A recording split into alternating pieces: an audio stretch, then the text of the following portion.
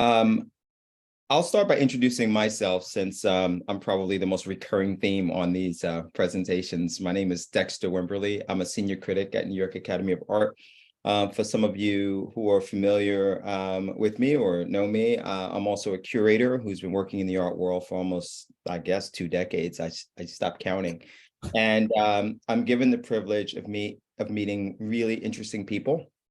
And for New York Academy of Art, one of my responsibilities is organizing talks that cover topics that are relevant to artists at all stages of their careers and different aspects of working as an artist.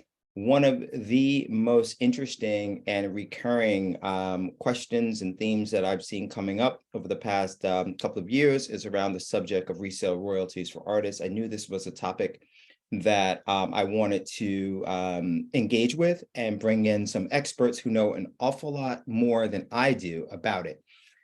Today's conversation is being recorded, so certainly you can feel free to watch it again later, share it with other people. It will be available on New York Academy of Art's YouTube channel.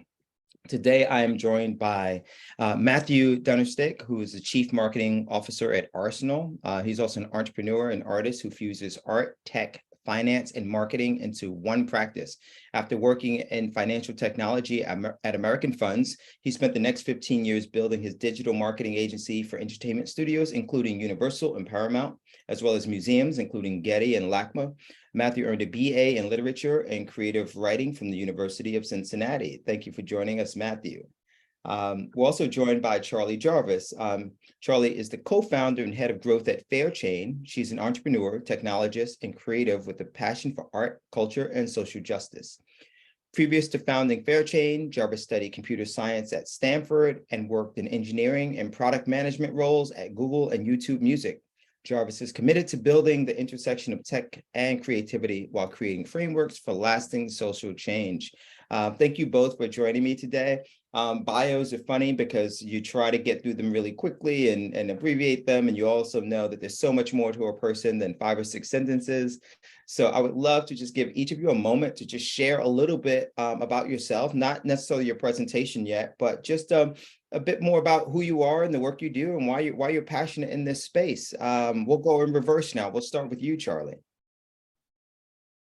Hi, everyone. I'm Charlie. I am the co-founder of Fairchain. A little bit about me. I grew up basically loving kind of the practice of creation and making art.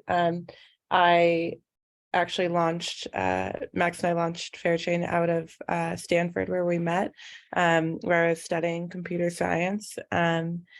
And I think that my early inquiries into the art world were just being absolutely fascinated by the growth that's happening in this moment, and then at the same time just really questioning the structures that are set up right now, especially around how transactions are done, how people are compensated.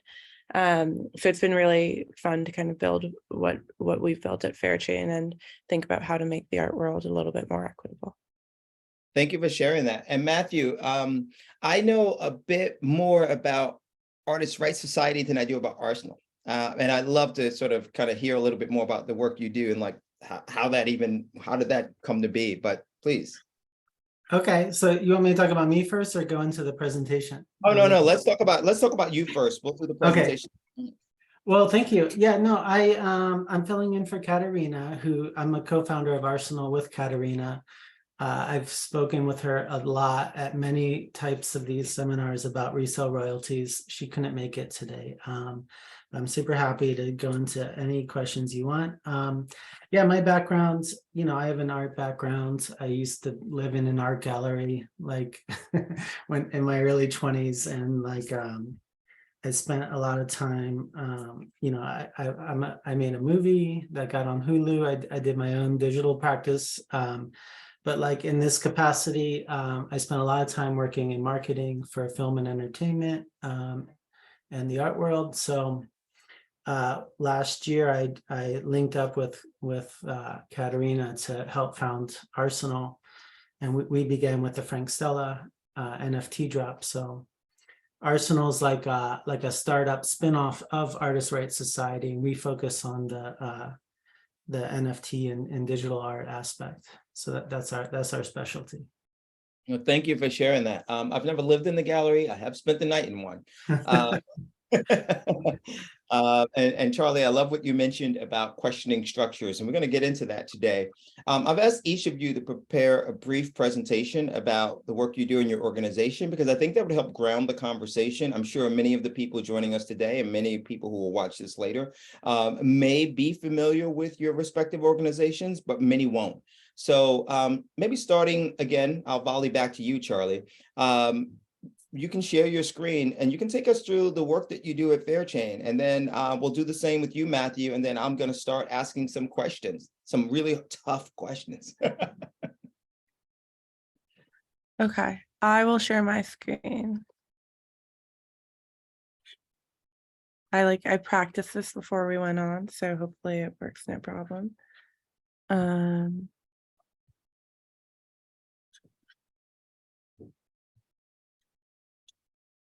There we go. There you go. We can see it. I can see it. Okay. Great. Cool. I don't know if you can see the outside, but I'll just do it like this. Okay, so a little bit about Fairchain. So at Fairchain, our goal is to build a more secure art market for everyone. And I think the background that's most relevant is that hold on. There you go. That in recent days, the contemporary art market has, sorry, I have to turn this up.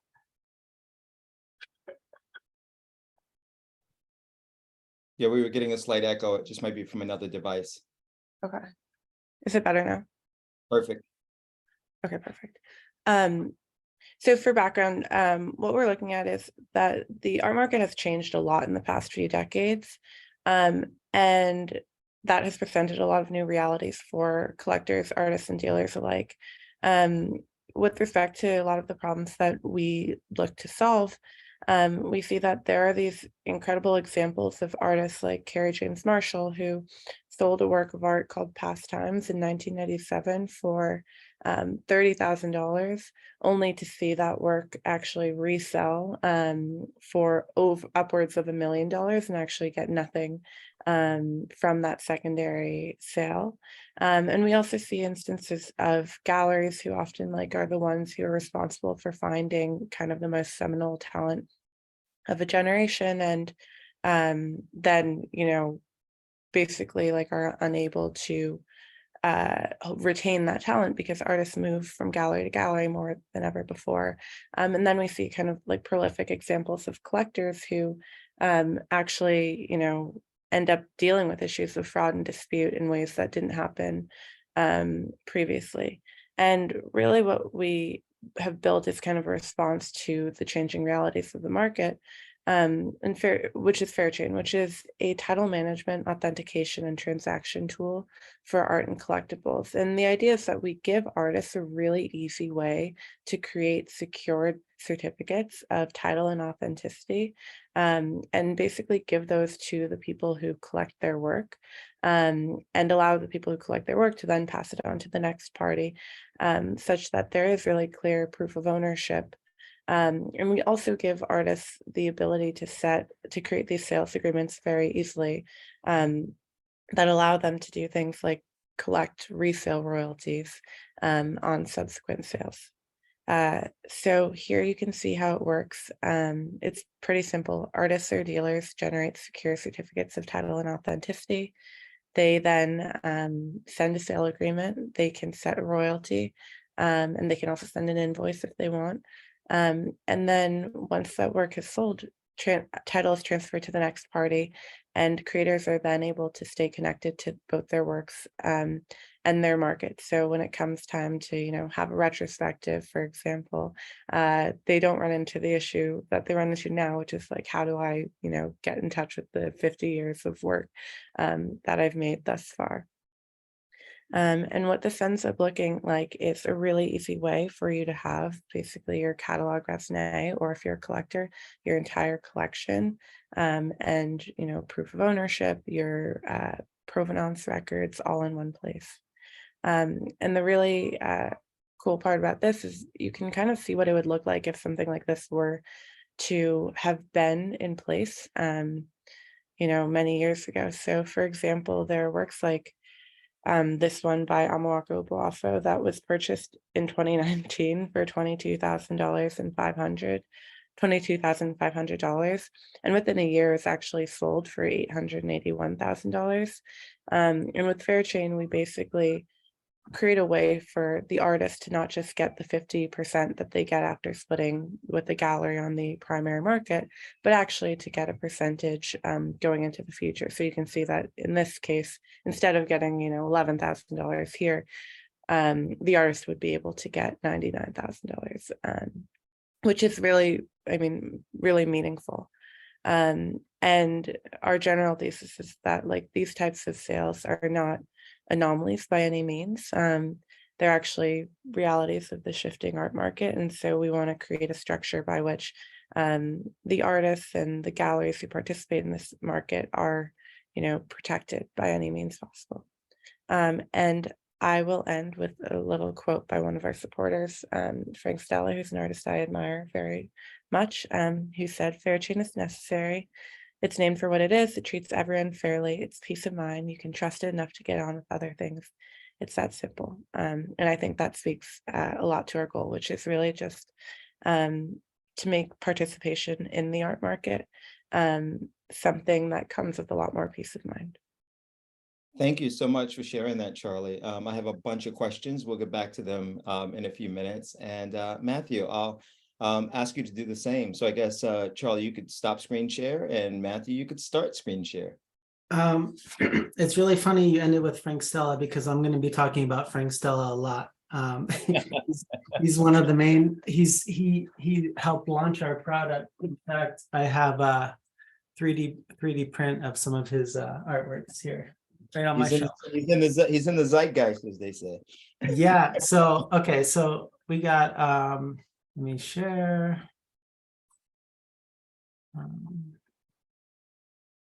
Okay. So this is just super small presentation. Can you all see it? Yep. Okay. Well, there's Frank Stella's geometries right there. So I'm going to be talking about two things: Artists' Rights Society, ARS, and ARSNL.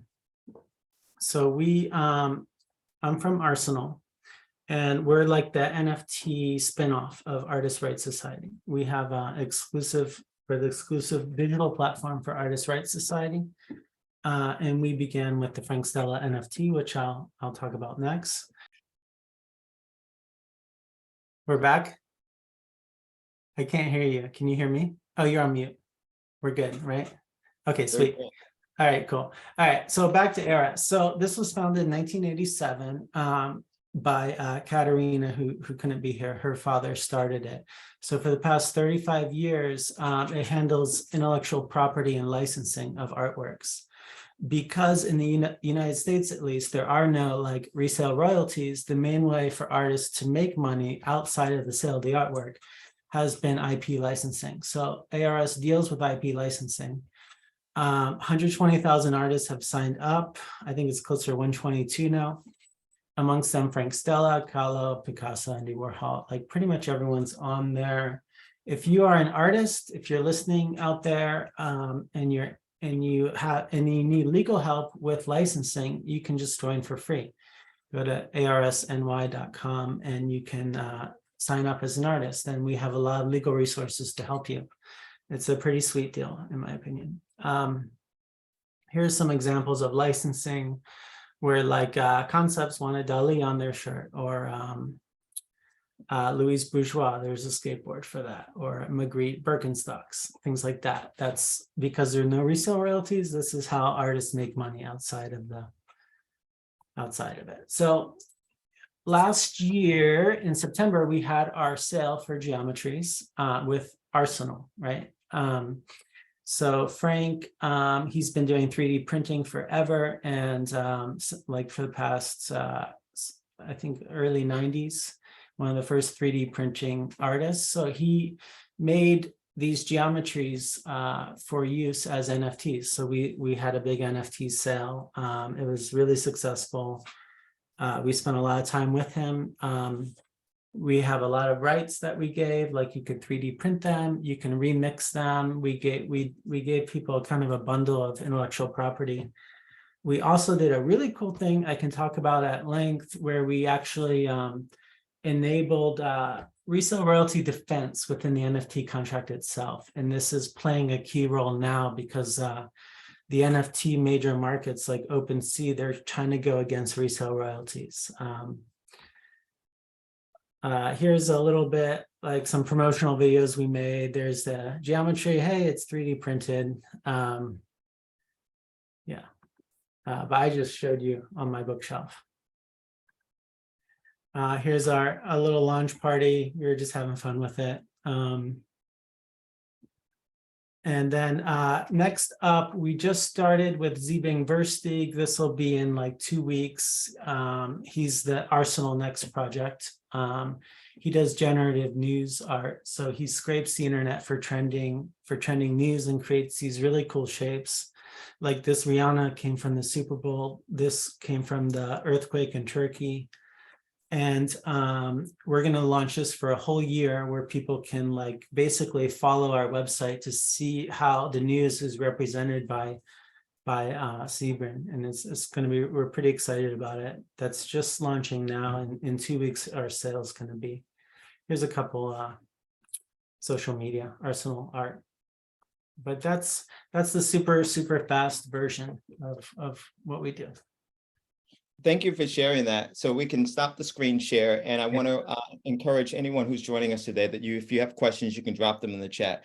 So I have a couple of questions to get us started. I think that anyone joining us today is probably curious about, well, let me just not be presumptuous about what anyone else is curious about. Let me tell you what I'm curious about. I understand what resale royalties are fundamentally, and I wanted to sort of understand how enforceable resale royalties are, because I have been hearing about it for years, and I know that even before this sort of like heightened interest in NFTs and even the intersection between the art world and technology that's really taken off in the past decade or so, it was, still conversations that were going around. But one of the issues was, defensibility. And I imagine that technology plays a big role in that. But I'd love to hear from each of you about what has been your experience around that, and what have been some of the challenges that you have faced within your respective organizations. Right. You can start with you, Charlie. Yeah, I think that's one of the biggest questions that we get around enforceability, and we actually have like a whole section on our website about enforceability. When we first started building Fairchain, it was really interesting to see, because a lot of artists or galleries that I would talk to would basically have various stipulations around the sale of their works, and they would just include them on the invoices that they sent. And it almost felt like a foregone problem, like that everyone knew that it wasn't enforceable, but people were just kind of writing this stuff on their invoices just to say that they tried. And just kind of set a standard as far as what they hoped that the collector would or wouldn't do within that relationship. And what we kind of took as our approach at Fairchain was we worked with a team of art lawyers and constructed this contract that basically has a stipulation around resale royalties that doesn't include a lot of the things that are typically unenforceable. When we think about things that are unenforceable, a lot of times that actually is something like a no resale clause, like restricting someone's right to resell their work at all. And instead, our contract really focuses on basically a requirement or an obligation by the buyer to deliver a royalty in the case that they actually do sell that work. And we have buyers actually sign that legal agreement, which is much like a paper contract. We use blockchain to kind of back up the we use blockchain to basically record that the transaction did happen, and verify that this contract actually was signed. But we get buyers to sign like what is a paper sales agreement, agreeing to direct a portion of any future transaction value back to the artist. And that's kind of how we make sure that it's enforceable, instead of having it be like an invoice, for example, where both parties aren't actually signing it. We formalize the agreement between the artist, the seller, and the collector. Thank you for sharing that. And one thing that comes to mind, however, is that obviously the physical object is untethered from the contracts and the agreements. And so I think one of the challenges that I've heard from artists, and I don't have an answer for this per se, is that while you might have all of these stipulations, the physical object still sort of like exists separate from that. And then there's like questions about how do they actually track and find the physical object because that's different from all of the other agreements. But there's just a thought that occurred to me. And if you want to share something about that, that's fine. But otherwise, I'd love to hear Matthew's answer to the earlier question. I can chime in really quickly. So this is called the Oracle problem. Actually, it's like a very well-studied problem, which is how do you connect, something that occurs in the physical world to something, to basically recording that something happened on the blockchain ledger. And the main problem with it is that you do leave yourself open to error, right? There's always the chance that something were to happen in the physical world that's not recorded in the digital world, and vice versa. What we do is we actually have the sales agreement be the terms by which title is transferred. So regardless of what happens to the physical work of art, when you sign the sales agreement, title is actually transferred from one party to the next. So even if that physical work of art like continues to exist in Dexter's home, I am now the legal owner of the work, and that's how we actually solve that problem. I mean, what you're doing sounds really exciting because just to backtrack, like we're talking as if resale royalties are this thing that people are doing, but really in the US it's not happening at all. And it came from the droit des suites in France in like the 1920s, and it got a foothold in Europe. It's a small percent, but they do it in Europe, but in US that never got traction. And there's a famous Rauschenberg school feud in the early 70s where Rauschenberg got really mad that his work was selling for much more than he ever paid for it. You have artists like competing against their old self because they're young, the work they made when they're younger goes for millions, but work they made now it goes for less, but they're not getting the royalties from that. California tried something in the latter part of the 70s as a result, I think, of the Rauschenberg push, but it was largely not enforced and is overridden. Cut to like 2012, Artists' Rights Society and Frank Stella, who will keep coming up, we went to Congress and we tried it. It's called the ART Act in Congress. And we tried to get it passed there. It got dead-ended. So I'm really excited with what Charlie's talking about because it's like potentially a real solution for, it sounds like physical artworks in the art world. I can speak a lot about the NFT side of it because Frank Stella, for the first time in his life, finally got those resale royalties with these geometry sales.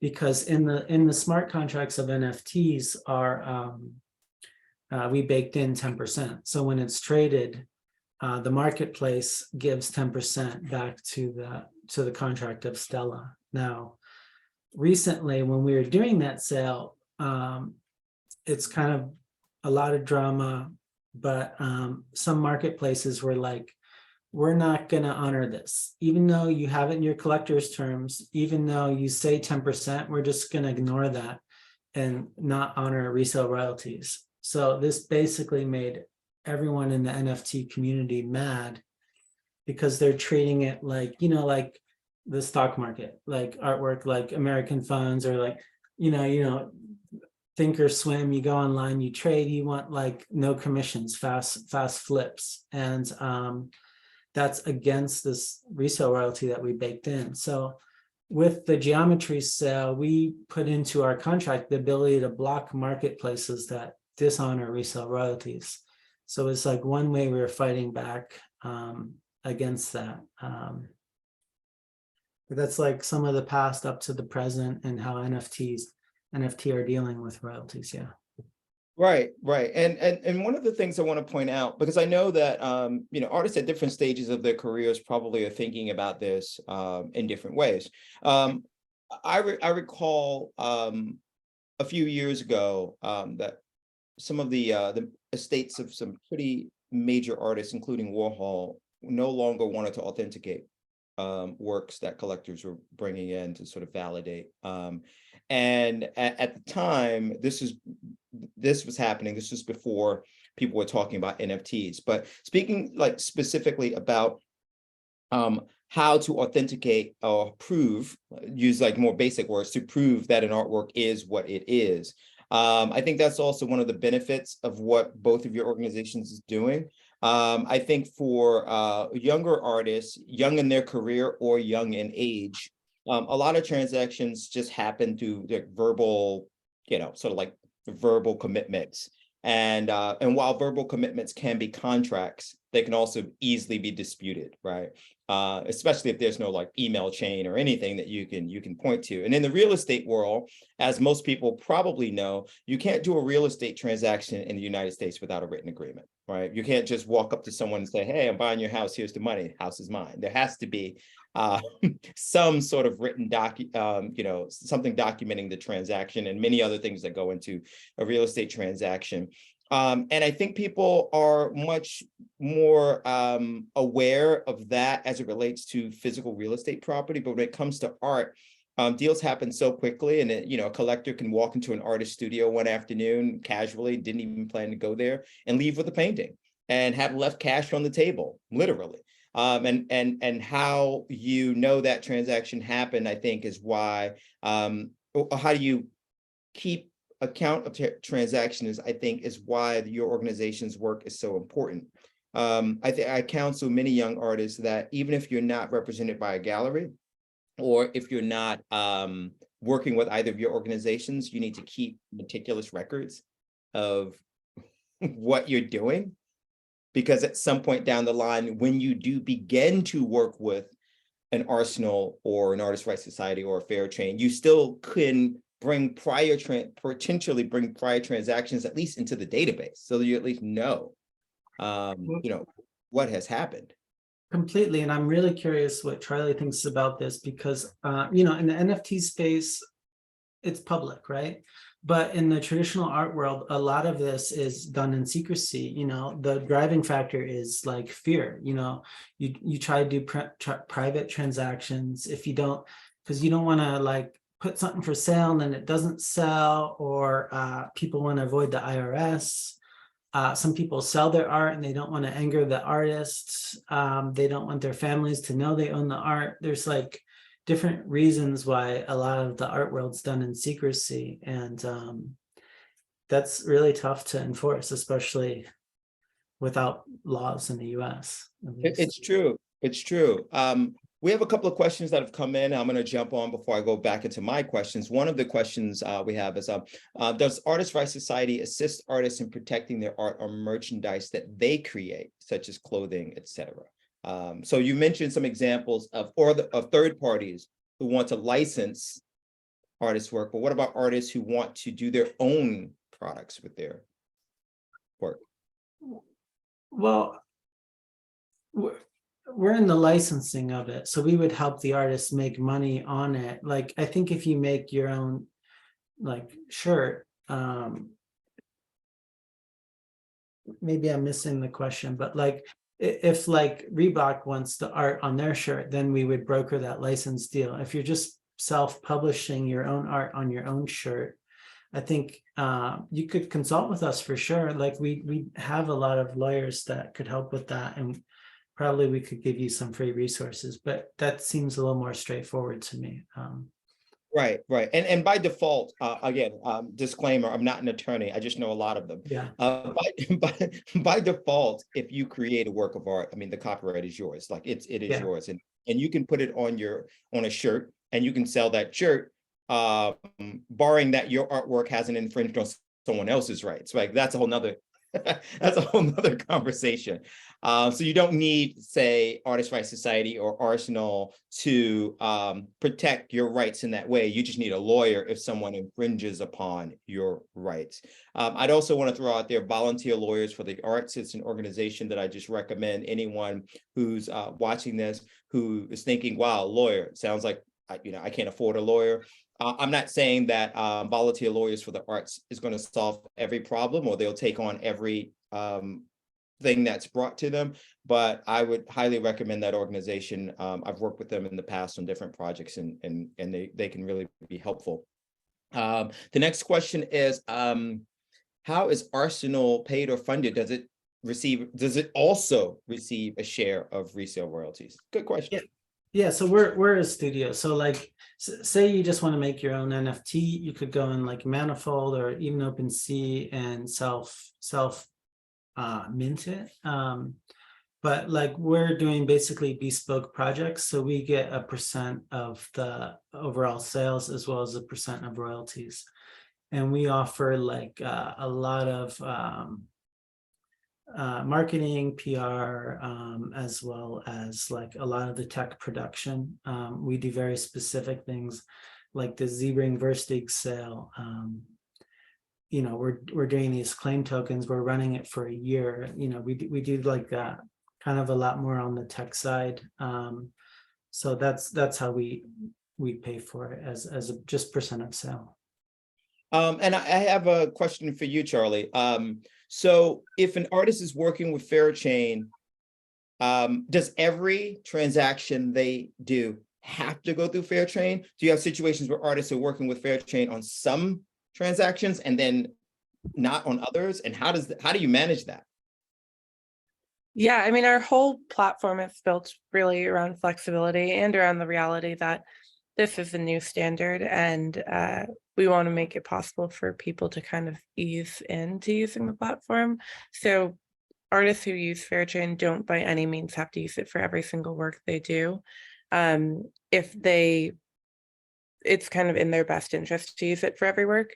But if there's like a collector they find who is very tech averse or something, we make it really easy. But if for some reason a collector doesn't want to sign the sales contract, you can still sell the work as you normally would and just not have that protection or backing. So we really built it with hyper flexibility in mind.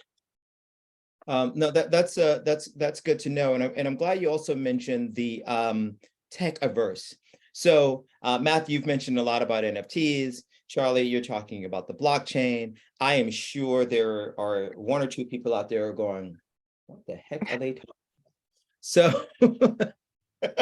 So just for the sake of dotting our I's and crossing our T's, could each of you just as briefly and as elementary as you possibly can, Matthew, can you tell people what an NFT actually is? And Charlie, can you tell people what the blockchain actually is?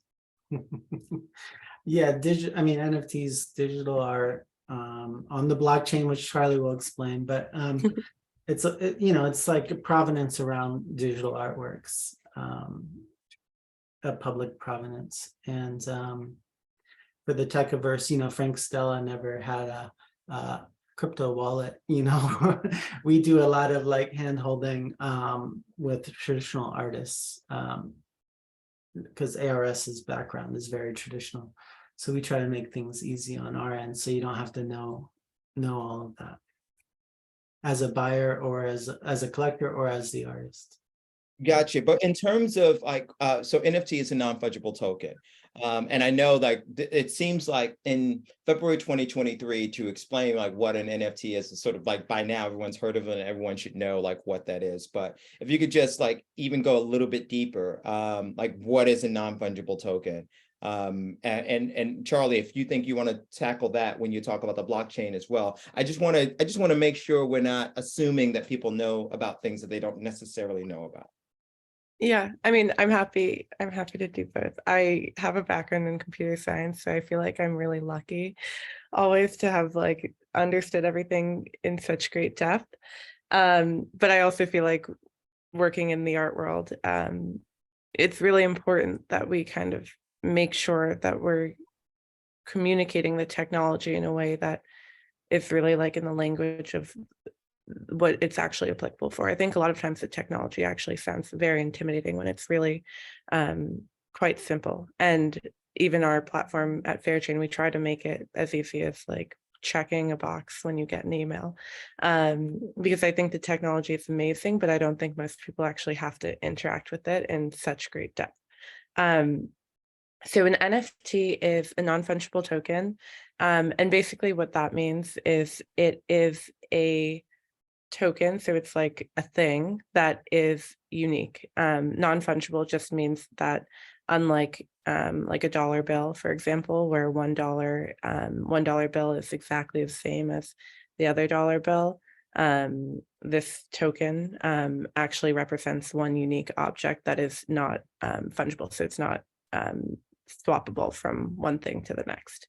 And the really great applicability of NFT is that it allows for you to have like a digital asset, and it might even be like a photo that is unique, right? So like one photo is represented by a token, and you can't swap out this this photo for another photo because every token represents just a different object.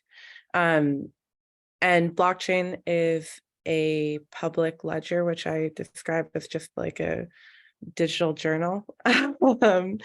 It basically is a way of you saying and proving that something happened, right? So it's a way of recording that a transaction happened, for example, that an object moved from point A to point B. And the real beauty of blockchain is that it is a public ledger, which means that the recording system is shared. And so rather than just trusting that I said that something happened, we're actually able to say that a bunch of different people have validated that this thing has happened. And where that comes in handy, especially when we think about art, is that in a system that's so trust-based, it's really nice for you to know that this isn't just something that we made up happened, and I'm not asking you to trust that our database is a source of truth. Instead, because we're using blockchain, we're saying like, this is a source of truth because we've actually recorded it on the blockchain. And you know, a million other nodes or a million other people have also said that this thing happened when we said it did. Thank you for sharing that. Thank you. We have a question that's come in. It says, Matthew pointed out that there's a lot of fear of bad behavior or giving up privacy around these issues, which I've heard from many people as well. I'm curious if Fairchain has gotten pushback. Are there tides changing where more and more people these days are using contracts and agreeing to resale royalties? So we'll start with you, Matthew, on that question, and I'd love to hear your thoughts, Charlie. Well, I mean, you know, this is a lot for Charlie actually, because we're dealing with NFT space. It's cooked into the ARS isn't a gallery. So, and then the ARSNL, like all of our ledgers are public, so people are used to that. But I'm super curious how it does relate to Fairchain. Like, are these people like a lot of the art world's in secret, and how was Fairchain's reaction to that? What was the question? So the question fundamentally is, are you getting pushback or high adoption?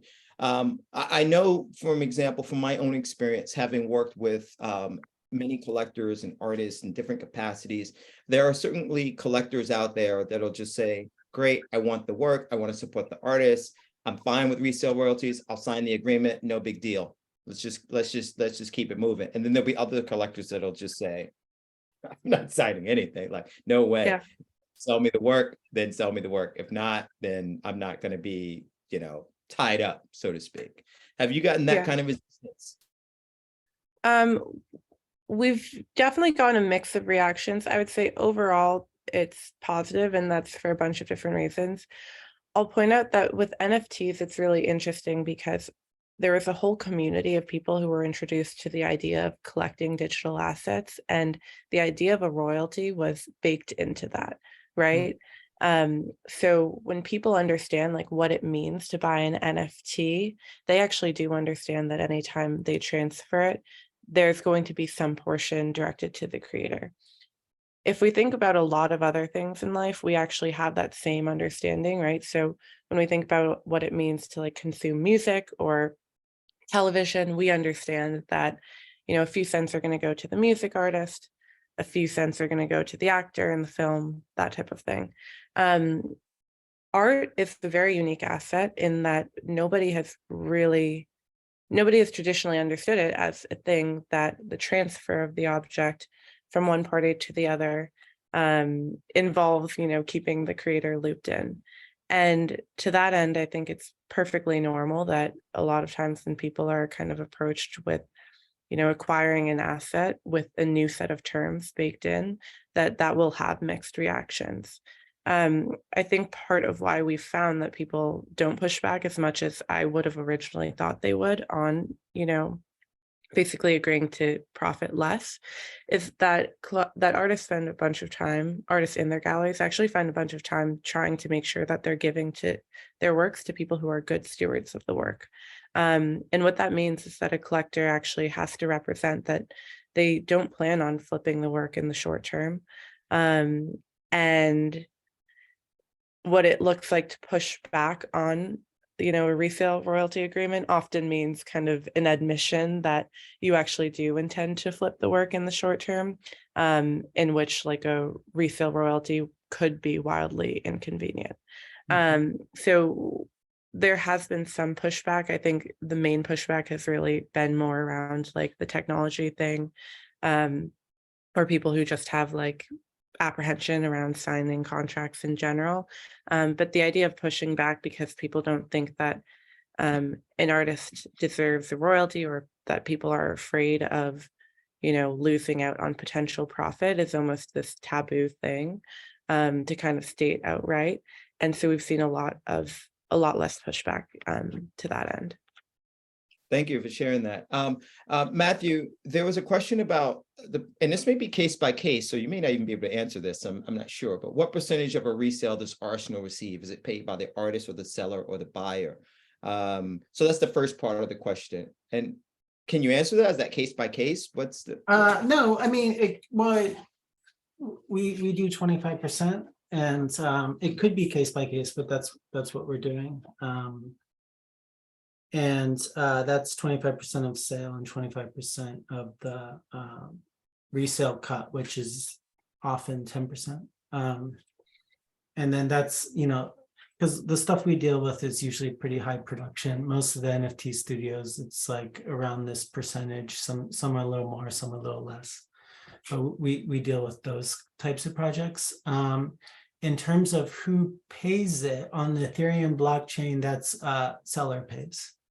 So people have different opinions on that, but right now when you sell at the point of sale, the seller pays, it's taken out of the contract automatically. They don't have to think about it.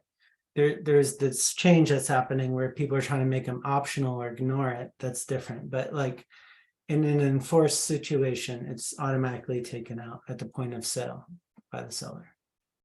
Got it. And I'm glad you pointed that out. And while we won't deviate into talking about auction houses like Phillips and Sotheby's and Christie's, I will want to point out to people that if you don't know how auction houses work, do a little bit of research into how those transactions actually take place. Because if you don't know, it'll be quite eye-opening. And the reason I point this out is that there are lots of fees that are involved in the transactions around physical artwork that the public generally doesn't even think about or know about. You can buy a work at auction, say at Phillips or Christie's, and you pay X amount of dollars when the hammer price, but you're also going to pay what's called a buyer's premium on top of that.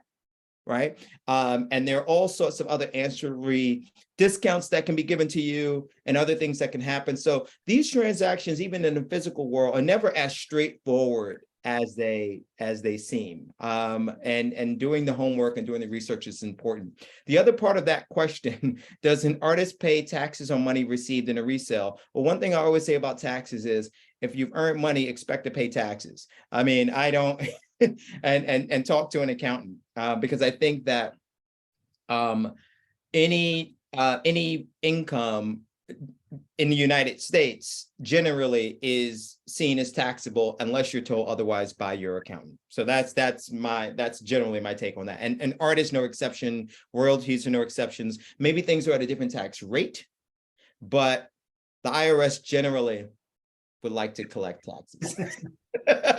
Generally speaking. The other question that came in are these contracts enforceable across international borders? Now, before you answer that question, I just want to separate this into two parts, because there can be a written contract, but also there can be what you refer to as a smart contract. So now, are these contracts legal and binding across international borders? Let's say, for the smart contract, what's the answer to that question? Well, for the NFT space, that this is only NFT, because the rest we don't deal with, and it gets real complex. But NFT, you can transfer between wallets. So if I have an NFT in one pocket, I can move it to another and not pay royalties on that transaction, at least in the mainstream Ethereum chain. Because of that, you can do transfers and bypass resale royalties. You could give someone cash and they can transfer it to their wallet. So there's a way of bypassing. Technically, that's against our terms and conditions. We have a collector's agreement where we specify that it's 10% that they need to pay the seller. So we could go after anybody with lawyers and try to enforce it, even if they bypassed it, because it's in our conditions. The marketplace generally in the past enforced that 10%. So when you sold an NFT, the money went almost like escrow. The money went to the marketplace, the art went to the marketplace, they brokered it, handled the transactions, took the 10% resale out, and made it automatic. Now, there's been some marketplaces, starting with SudoSwap and later X2Y2 and Magic Eden, and now OpenSea in the middle, that have been blocking. They're dishonoring resale royalties, and we're fiercely fighting that. We ARS, we're always on the side of artists, so we will fight with we went to Congress. We'll fight for always on artists' behalf. So yeah, that's kind of an answer. Maybe Charlie can speak to the physical aspect. Charlie, you have any thoughts on that? Yeah, to the physical aspect, I mean, our contracts are able to be executed across parties anywhere on the globe. They're actually all under New York law, which just means that if there is a dispute, it is interpreted, or the court will apply New York law for that. And that's kind of our general answer. So you can use it internationally, but we chose New York as our place of law. Mm-hmm. Yeah, I'd also like to bring up an example around this issue of international transactions. So I always say I'm a lowercase c collector. I don't consider myself an art collector, but I have some art. And over the past couple of years, I've bought art from galleries in the US and in the UK. And what's interesting to me is the way the transactions happen really is dictated by the local law of where the gallery is located. So without going on a long-winded path here, I purchased work from a gallery in Chicago, and it was simple as them sending me an invoice and me paying for the work and arranging shipping. And that was that. No, not much more complicated.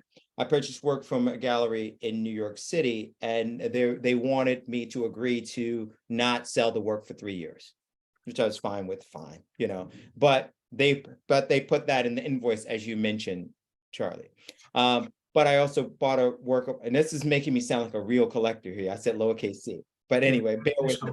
Yeah. I bought work from a gallery in London, and I had to send them a picture of my like passport. I had to send them all of this information because in the UK, or specifically in England, the law is they have to know who I am in order for me to send them money. Mhm. And so the US doesn't make me do that.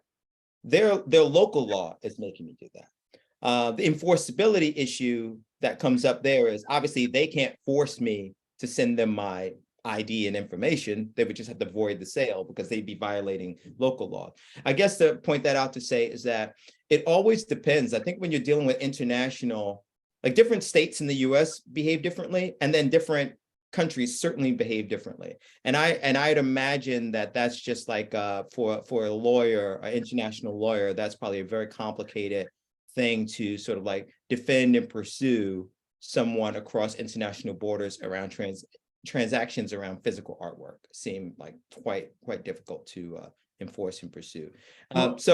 And it's a government law in most of Europe. It's the droit de suite that's, you know, started in the 20s, 100 years ago, you know, like Right. they have resale royalties. So probably your compliance with those paperworks is to help enforce that. Right. Exactly. There's a technical question that came in here. Todd, I guess he's trying to get his head around the resale part of that you mentioned, Matthew. So if the artist gets 10% on a resale and 25% of that 10% goes to ARSNL, so the artist gets 7.5%, I guess they're just trying to figure that piece out on the resale. Yeah, I'm reading. I see the question on the sidebar. Yeah, 10% resale, and then that's right. 25% goes to ARSNL. That's right. And I dropped in a link to Volunteer Lawyers for the Arts website into the chat for everyone who was curious about that. So, Charlie, how have galleries been responding to Fairchain, traditional brick and mortar galleries? Have they seen it as like a great tool? Is there a sense that, oh, this is making things more complicated?